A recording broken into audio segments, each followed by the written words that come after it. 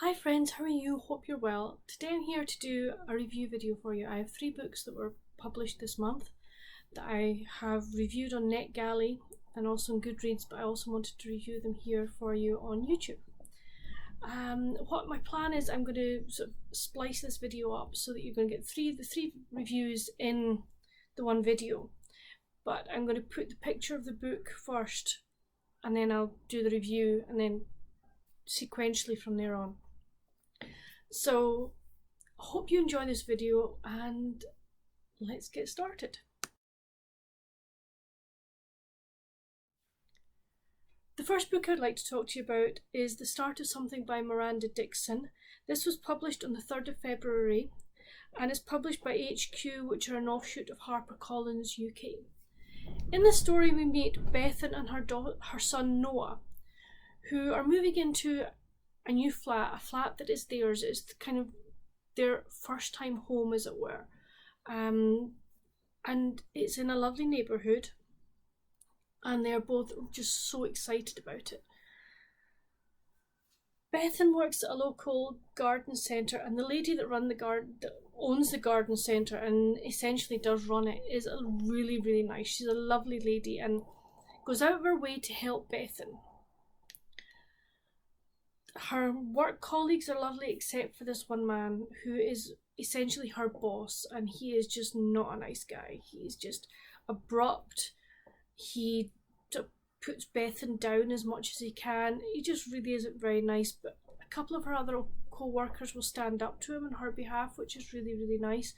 And she's learning to stand up for herself, but she's a very shy lady. Her move to her new flat is observed by the gentleman in the flat opposite, who spends all his day at home. And one day he sees that Bethan has put a vase of flowers in her window, and he thinks they're beautiful. They're really nice, and they're like, they make him smile. So on a whim, he just writes on a sheet of paper what are the flowers and sticks it to his window. And Bethan sees it and then they start a correspondence by leaving each other every night a message in the window. And he has a cat. The man's name is Lachlan, or Lachie for short. And this story is basically their friendship that develops through them asking each other questions via window messages. And as I say, Lachlan's got a cat that Noah is really fond of. He likes looking at the cat. And things progress, and we find out that Lachlan is recovering and rehabilitating from a car accident. And he is very reticent to go out. He doesn't want to meet people. He doesn't want people to pity him. But one day he agrees to meet Bethan. There is like a hedge that separates the two sort of flat blocks. And he said, right, okay, I will meet you in the middle of the hedge because there's like a slight gap there. And she's like, yeah, fine, sure. And they then sort of meet, and there is a sort of chemistry between them. And they agree to do a couple of things on opposite sides of the fence. Like she brings flowers that he can plant on his side, etc, etc. And their relationship is going on, and then something happens to her that really shakes her foundations and makes her doubt things, and it also makes him doubt himself as well. And is there a way for them to get past this, shall we say, block? And it was just really well written. I really liked the premise of getting to know somebody via a method such as writing a message in a window. I thought that was really good. I liked the fact that Lachlan was rehabbing. You got some information about his rehab, and for me that's really interesting anyway, and I just really liked that. It could make, for me, maybe a wee bit more could have been done. And you got more of his backstory, and the same with Beth. But no, it was a really lovely read, and one that I would recommend.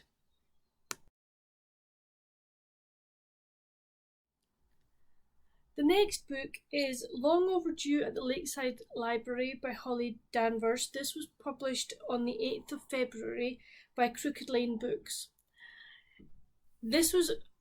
I want to go to this library, folks, because this library is situated in a log cabin, and they've put in a wood burning stove, plus like a coffee, tea, hot chocolate area with chairs.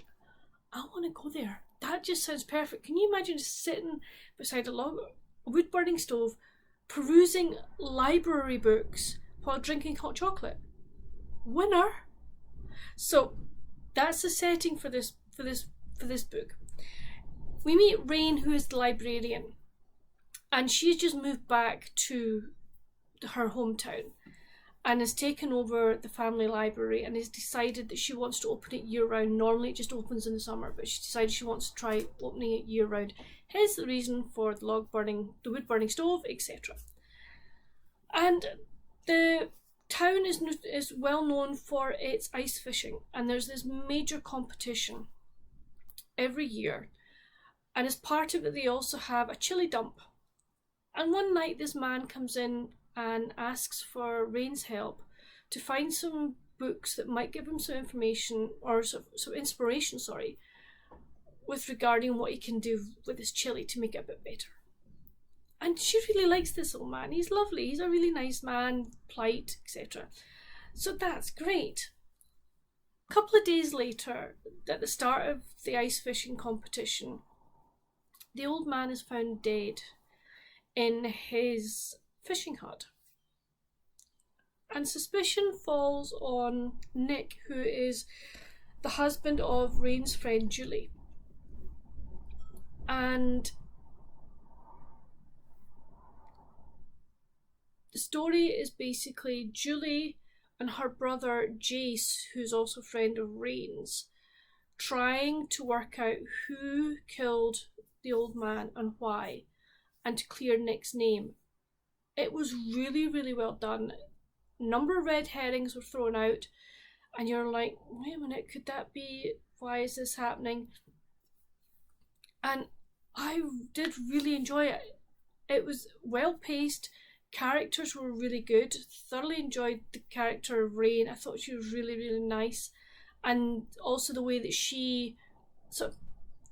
there's an interaction between her and Jace, but they're not doing anything about it. They're kind of circling each other, and that was really well done.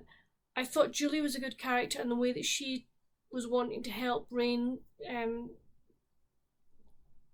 clear her husband's name again was very well portrayed.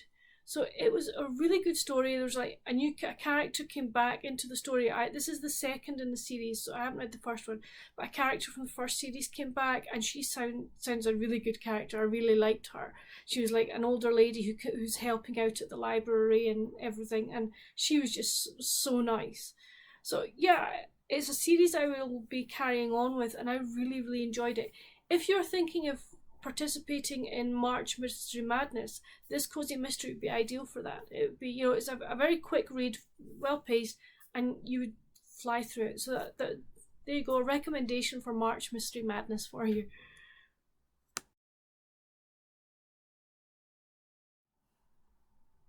The final book is A Laird for the Governess by Catherine Tinley.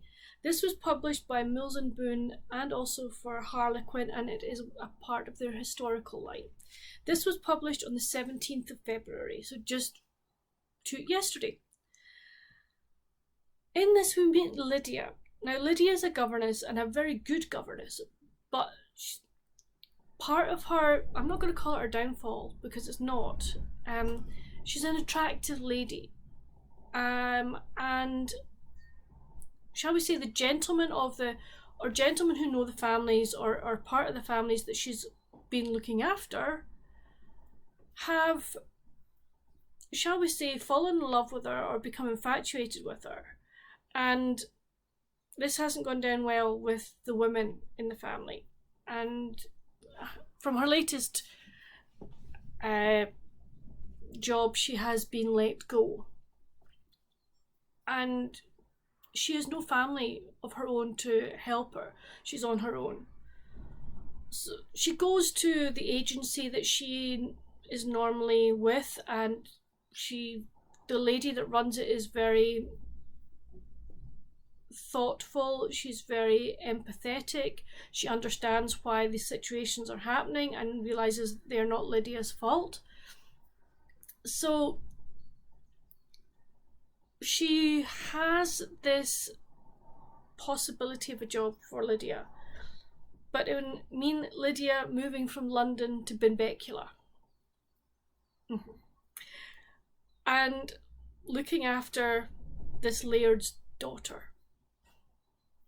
But Lydia's got nothing to lose, basically. She said, yeah, I'll take it. Which was brilliant.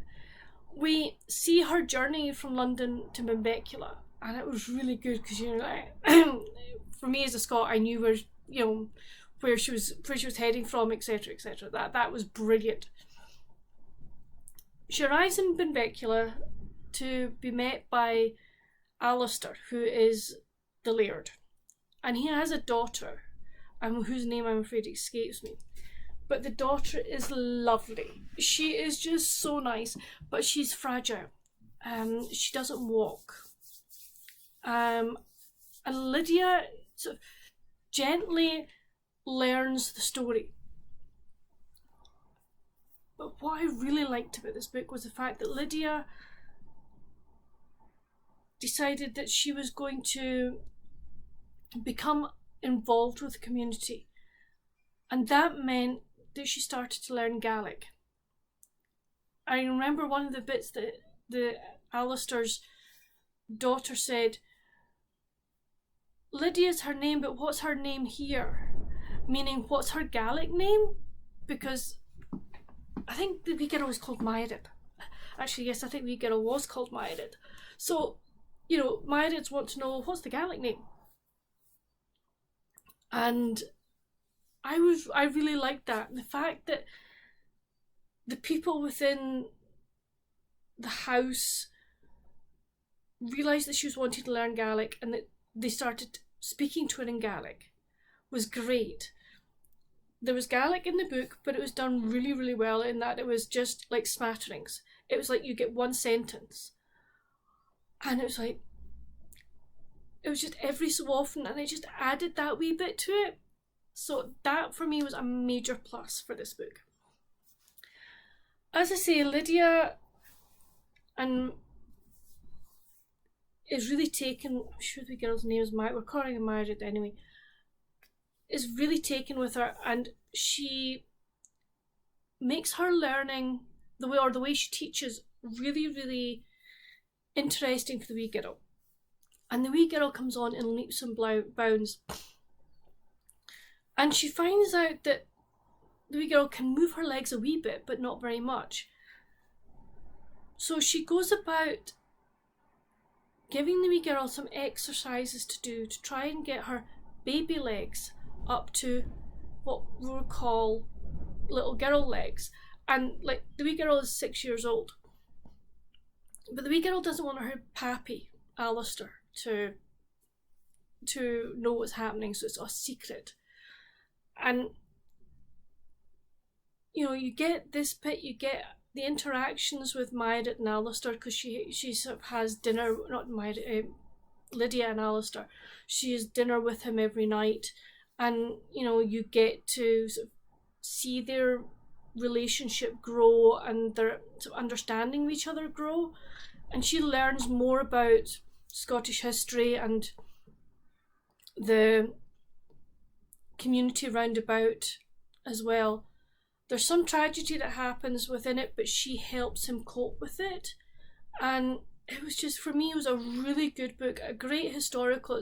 I'm not a major historical reader, but I really, really enjoyed this one. And I just think it was so well written, characters were so well portrayed, and situations were very, very believable. You knew things like this happened in those day and ages.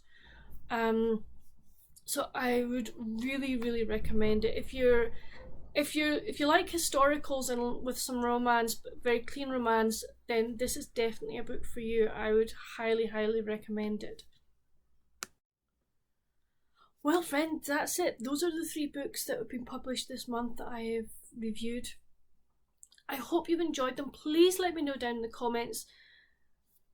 Are you going to read any of them? Have you read any of them? And if so, what did you think of them? I would really like to discuss that. Do any of them sound appealing to you? But that's it for this video, friends. Hope you've enjoyed. Whatever you do, stay safe and happy reading. Bye.